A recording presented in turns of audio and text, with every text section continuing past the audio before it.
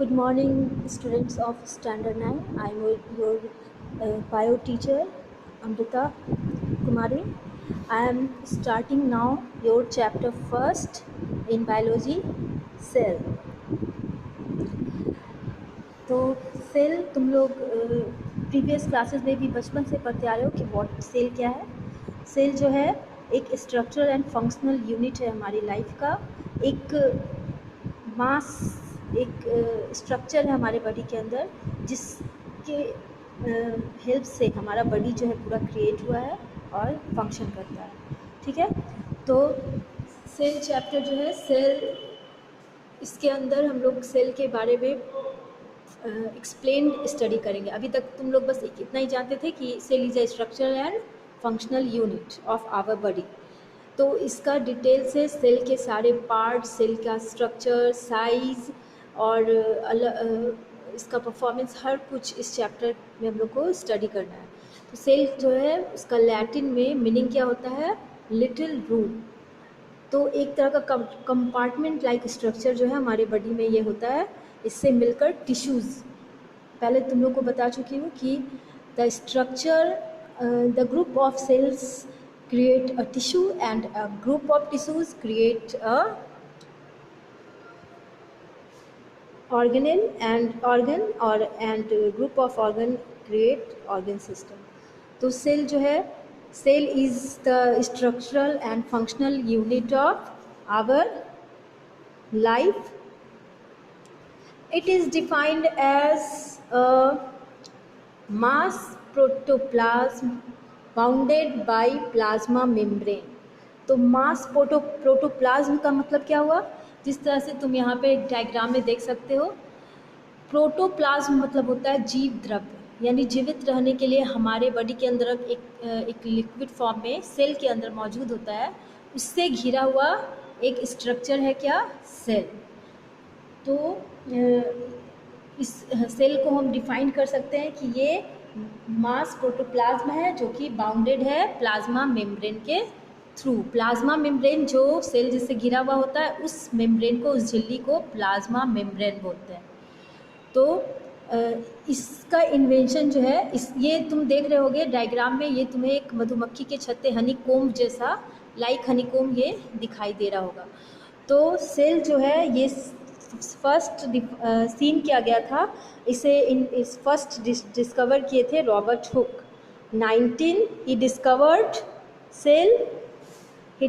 Cell in 1965 while examining thin section of cork। Means cork means क्या होता है? एक झिल्ली होता है जो कि एक उन्होंने ओनियन पील का सबसे पहले जो है उन्होंने उस पर देखा था। तो इस तरह से कंपार्टमेंट लाइक स्ट्रक्चर, ये इस तरह से हनीकोम्ब जैसा स्ट्रक्चर दिखाई दिया था जिसे सेल का कंपार्टमेंट उन्होंने कहा था। ये उन्होंने एक अपने सिंपल माइक्रोस्कोप के अंदर ऐसा इन्वेंशन किया था। तो तुम लोग अपने बुक में देख सकते हो, Bharati Bhawan book, page number 1, cell chapter. तो सेल जो है ये वैरी करता है, इसका साइज़ जो होता है ये वैरी करता है। वैरी मीन्स कि ये अलग अलग जो पार्ट्स है, बॉडी पार्ट्स या फिर अलग अलग जो ऑर्गेनिज्म हो गए, उन सब का जो है सेल्स है अलग अलग तरह का होता है। और हमारे एक बॉडी के अंदर भी हर पार्ट का अपना अलग अलग तरह का शेप और साइज़ का सेल होता है। तो most are very small microscopic, some may be large microscopic, यानी कुछ जो होते हैं बहुत ज़्यादा छोटे होते हैं, सिर्फ माइक्रोस्कोपिक होते हैं, और कुछ जो होते हैं बहुत बड़े होते हैं लेकिन वो भी माइक्रोस्कोपिक ही होते हैं, वो हमारे नेकेड आई से नहीं देख सकते हम उसको। सेल जो है हमेशा हम माइक्रोस्कोप के हेल्प से ही उसे देख सकते हैं। They vary considerably in shape, variation depend mainly upon the function of cell. तो ये वेरिएशन क्यों होता है? ये वेरिएशन मेन होता है कि सेल का फंक्शन क्या है। एग्जाम्पल के लिए जो एक नर्व ले लो, नर्व सेल कहाँ पे होता है? तो हमारे ब्रेन में। तो ये नर्व सेल जो होता है has a cell body with long cell process extending from its function. it is to receive and transmit the neurons signal। तो इसका जो तुम आगे जाके या पहले भी तुम स्टैंडर्ड 8 में भी पढ़ चुके हो सेल का शेप और साइज, तो नर्व सेल तुम देख चुके हो। नर्व सेल इस तरह से होता है, जैसा कि इस तरह से नर्व सेल्स होता है, ये ट्रांसपीट इस तरह से तुम्हें याद होगा तुम्हारे बुक में, ये लॉन्गिट्यूडनल पार्ट होता है, नर्व सेल इस टाइप का होता है। तो नर्व से अलग अलग अलग बॉडी पार्ट्स और फंक्शन के अकॉर्डिंग ही सेल का शेप और साइज होता है, और ये वैरी करता है। सम सेल्स में exist as independent units of life. Some such cells like Euglena and amoeba can change their shape। जैसा कि तुम जानते हो कि अमीबा का कोई फिक्स्ड शेप नहीं होता है, वो अलग अलग किसी भी शेप में अपने आप को ढाल लेता है, फिक्स्ड शेप नहीं होता है, और वो एक सिंगल सेल से बना हुआ होता है। But most cells have a fixed shape, लेकिन ज़्यादातर सेल का जो होता है वो फिक्स्ड शेप होता है। जो सेल जैसे नर्व्स का अभी मैंने दिखाया वो उसी तरह का हमेशा रहेगा।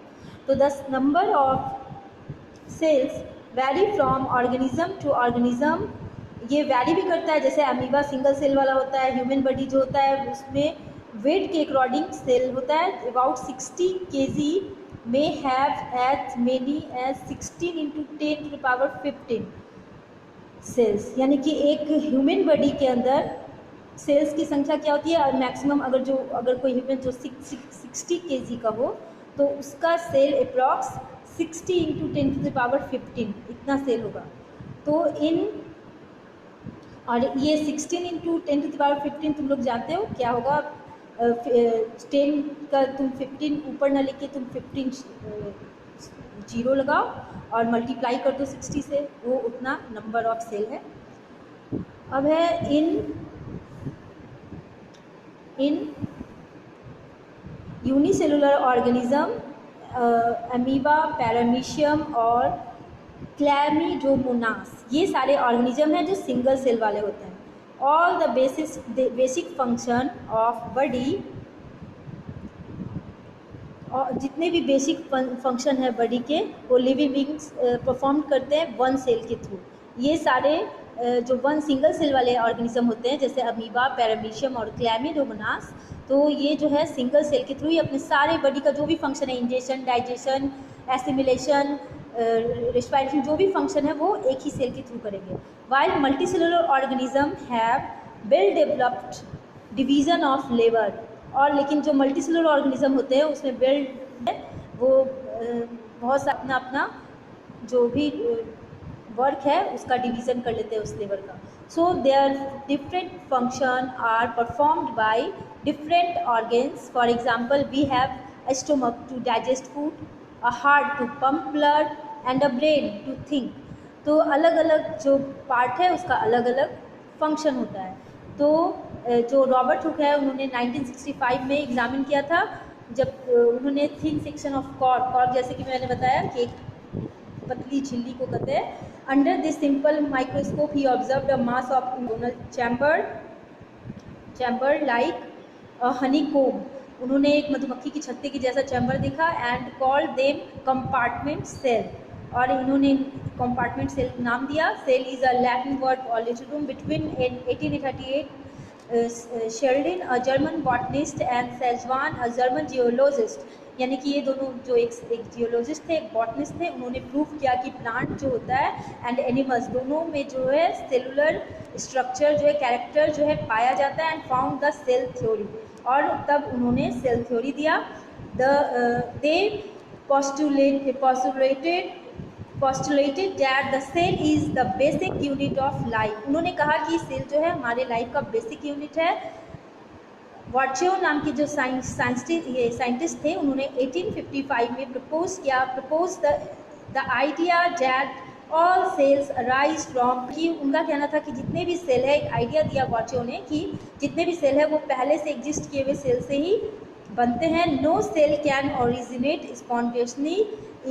Spontaneously but comes into being only by the division of already existing cell, यानी उनका कहना था कि सेल जो बनता नहीं रहता है वो डिवाइड होकर उसी पहले वाले सेल से ही निकलता रहता है। After the studies of plant and animal cells by D. Barry and Sazultes. The protoplasm theory was established in 1861।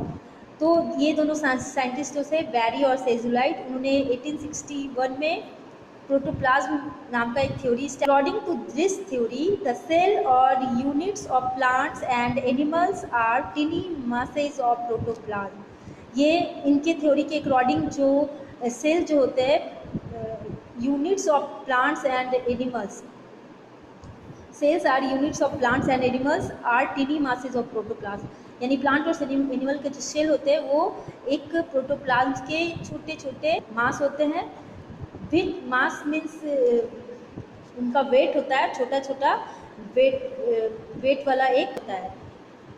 Etch containing a nucleus, और हर पार्ट में एक न्यूक्लियस होता है, जैसा कि डायग्राम में मैंने बोर्ड पे भी दिखाया था। तो हर कंपार्टमेंट, इसके अंदर एक लिक्विड पार्ट से घिरा हुआ एक कंपार्टमेंट है, उसी ही प्रोटोप्लाज्म बोलते हैं। द्रव्य, जीवित रहने के लिए ये द्रव्य बहुत जरूरी है। तो each containing a nucleus. In 1884 Strasburger concluded that the nucleus is related to inheritance of characters. यानी उनका कहना था कि स्ट्रैबर्गर का कि जो न्यूक्लियस है वो न्यूक्लियस जो है वो हर सेल कंसिस्ट करता है related to inheritance of characters. उन्होंने इससे कैरेक्टर्स के इनहेरिटेंस होने की बात भी कही। कैरेक्टर के इनहेरिटेंस होने का मतलब होता है कि एक सेल से दूसरे सेल, जब वो सेल से न्यू सेल डिवाइड होता है तो उसका कैरेक्टर दूसरे में जाना। जैसे कि ह्यूमन जो है उसका बेबी जो है उसके सेल के ब्रेक से ही, उसके सेल के मिलने से और टूटने से ही बनता है। तो इसमें ही ये कहा जाता है कि ये इनहेरिटेंस कैरेक्टर, यानी एक one generation to second generation character जो है वो ट्रांसफ़र होता है। तो after the discovery of different techniques and electron microscope our knowledge about the cell and its organelles has developed tremendously. यानी कि जो इलेक्ट्रॉन माइक्रोस्कोप, जब तक सिंपल माइक्रोस्कोप था तो सेल के बारे में बहुत कम ही पता चल पाया था, लेकिन जैसे ही इन्वेंशन हुआ इलेक्ट्रॉन माइक्रोस्कोप का तो ये देखा गया कि जो ऑर्गेनेल्स है वो डेवलप्ड है ट्रिमेंडसली, मतलब बहुत अधिक मात्रा में ही सारे जो पार्ट है वो सेल जो है उसका बहुत सारा पार्ट है। सिर्फ सेल का कंपार्टमेंट जैसा जो देखा गया था, उसके बाद इलेक्ट्रॉन माइक्रोस्कोप की हेल्प से देखा गया कि सेल में जो है बहुत सारे जो डेवलपमेंट है अत्यधिक, उसका बहुत ज़्यादा मात्रा में सेल का जो है पार्ट है, और ज़्यादा सेल का स्मॉल पार्ट भी है, और उसका बहुत अच्छे से स्टडी किया जाना पॉसिबल हुआ। कब? जब इलेक्ट्रॉन माइक्रोस्कोप का इन्वेंशन हो गया। तो let us no look at different types of cell under a compound microscope ही यू। तो तुमको जो है अपने मतलब लैब में ही तुम ये देख सकते हो कि इलेक्ट्रॉन माइक्रोस्कोप की हेल्प से किस तरह से तुम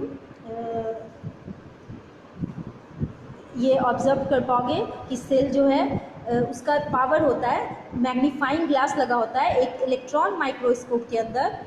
एक इलेक्ट्रॉन माइक्रोस्कोप के अंदर मैग्नीफाइंग पावर होता है, और इसका पावर जो है वो फिक्स किया जाता है। तो तुम 100x या फिर में फिक्स कर सेल को देख सकते हो, या फिर 400x और 440 मैग्नीफिकेशन पे भी। ये मैग्नीफिकेशन तुम्हें डिटेल में फिजिक्स में तुम्हें पढ़ाया जाएगा।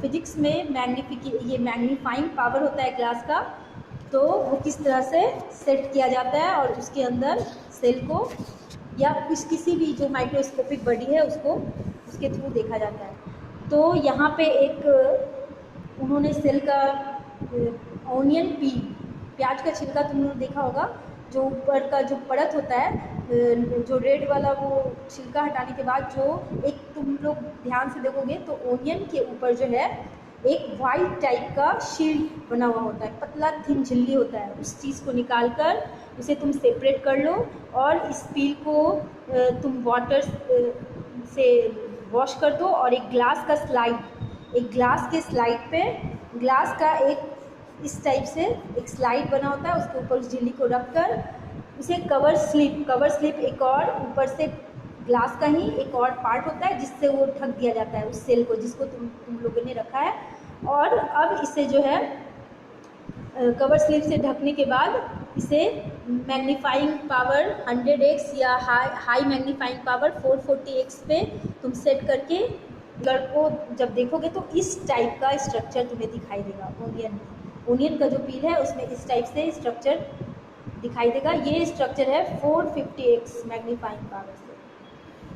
तो यहाँ पे temporary mount to cheek cell, यहाँ पे तुम देखो सेल का और ज़्यादा अच्छे से जब पार्ट दिखाया गया तो सेल मेम्ब्रेन यानी एक पतली सी झिल्ली है चारों तरफ, इसे सेल मेम्ब्रेन बोलते हैं। और इसके अंदर लिक्विड पार्ट है जिसे साइटोप्लाज्म, सेल का प्लाज्म या फिर तुम प्रोटोप्लाज्म भी कह सकते हो, ऐसे साइटोप्लाज्म कहा जाता है जो कि सेल का प्लाज्म।